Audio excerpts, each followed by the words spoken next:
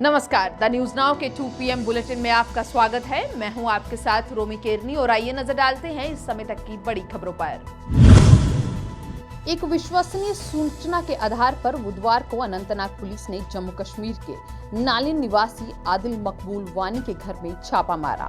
इस दौरान पुलिस ने 24 किलोग्राम अवैध विस्फोटक सामग्री बरामद की।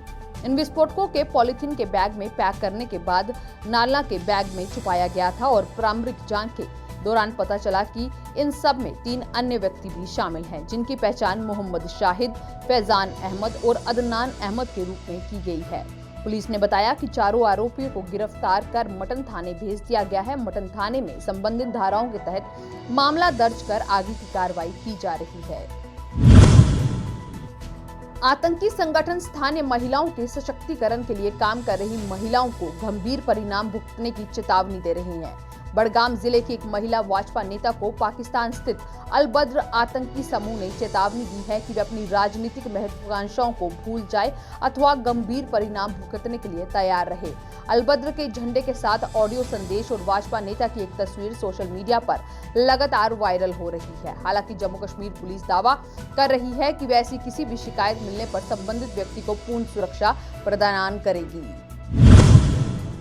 प्रधानमंत्री नरेंद्र मोदी और ऑस्ट्रेलिया के प्रधानमंत्री स्कॉट मॉरिसन ने पहले भारत ऑस्ट्रेलिया आभासी सम्मेलन की शुरुआत की। प्रधानमंत्री मोदी ने कोरोना संकट के बाद ऑस्ट्रेलिया के प्रधानमंत्री मॉरिसन को परिवार सहित भारत आने का न्योता दिया। उन्होंने दोनों देशों के बीच व्यापार संबंध बढ़ाने पर जोर दिया।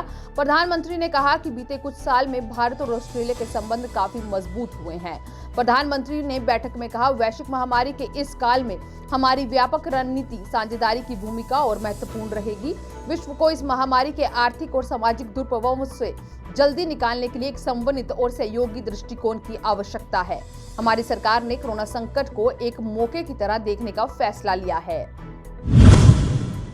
लॉकडाउन के 4 चरणों के बाद देश को एक बार फिर से पटरी पर लाने के लिए अनलॉक 1.0 की शुरुआत हो गई है, लेकिन संक्रमण के मामलों में लगातार बढ़ोतरी हो रही है।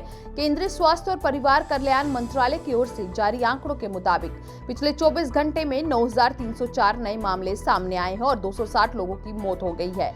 इसके बाद देश भर में कोरोना पॉजिटिव मामलों की कुल संख्या 2,16,919 हो गई है, जिनमें से 1,06,737 सक्रिय मामले हैं और 1,04,107 लोग ठीक हो चुके हैं या उन्हें अस्पताल से छुट्टी दे दी गई है और अब तक 6,075 लोगों की मृत्यु हुई है।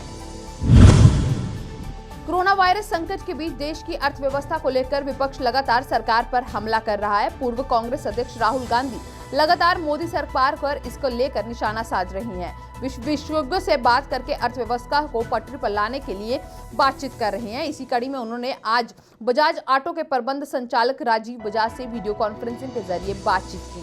बातचीत के दौरान राहुल गांधी ने पूछा कि आपके यहाँ स्थिति कैसी है, जिसके जवाब में बजाज ने कहा कि सभी के लिए नया माहौल है, हम इसी में डलने की कोशिश कर रहे हैं। इसी बीच कारोबार के साथ कुछ और हो रहा है।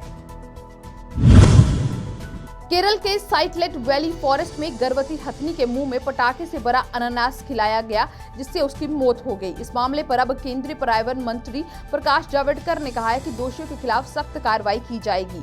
मंत्री ने कहा कि केंद्र सरकार ने केरल में हथनी की मौत को गंभीरता से लिया है। हम सही तरीके से जांच करने और अपराधियों को पकड़ने में कोई कसर नहीं छोड़ेंगे। यह भारतीय संस्कृति नहीं है कि जानवरों को पटाखे खिलाकर मारा जाए। सप्ताह के चौथे कारोबारी दिन यानी आज शेयर बाजार की शुरुआत सपाट स्तर पर हुई है। इससे पहले कई दिनों से बाजार में बढ़त देखने को मिल रही थी। बॉम्बे स्टॉक एक्सचेंज का प्रमुख इंडेक्स सेंसेक्स 0.88% से 7 ऊपर खुला है। वहीं नेशनल स्टॉक एक्सचेंज का निफ्टी 0.07% यानी 6.85 अंकों की मामूली बढ़त के साथ स्तर पर खुला। यूरोपियन संघ और चीन के बीच इस साल सितंबर में होने वाली बैठक दोनों पक्षों की सहमति के बाद कोरोना वायरस वैश्विक महामारी के कारण रद्द कर दी गई है। जर्मनी के एक अधिकारी ने इसकी जानकारी दी है और कहा है कि हालात जब सुधर जाएंगे और बेहतर होंगे तो तब एक बार फिर इस बैठक को किया जा सकता है। इस समय के बुलेटिन में बस इतना ही। आप बने रहें द न्यूज नाउ के साथ बाकी अपडेट्स के लिए।